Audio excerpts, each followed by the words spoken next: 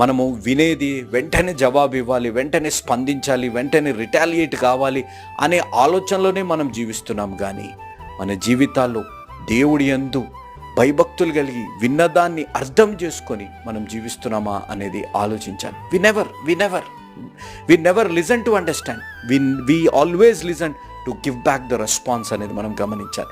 కొంతమంది జీవితాల్లో ఇలా చేయడాన్ని బట్టి, కొంతమంది జీవితాల్లో విని వదిలేయడాన్ని బట్టి ఎంత నష్టము జరగవలసిందో మీకు తెలుసా? ఈ వీడియోని చూడండి. ఈ వీడియోలో ఒక చిన్న బాబు ప్లగ్ పాయింట్స్ దగ్గర ఆడుతున్నాడు. చాలామంది మన పిల్లలకి నేర్పిస్తుంటాం, దాంట్లో వేలు పెట్టకు షాక్ కొడుతుందని. ప్లగ్ పాయింట్స్ దగ్గర ఆడుతూ ఉన్న సమయంలో సడన్గా స్పార్క్ వచ్చింది. సడన్గా స్పార్క్ వస్తే ఆ చిన్న బాలుడు తన తండ్రిని పిలుస్తున్నాడు, డాడీ డాడీ అని పిలుస్తుంటే ఆయన వినట్లేదు, ఆయన పట్టించుకోవట్లేదు కూడా. కానీ దేవుడిచ్చిన జ్ఞానాన్ని బట్టి, ఆ చిన్న పిల్లవాడికి ఉన్న సమయస్ఫూర్తిని బట్టి ఏమి చేసి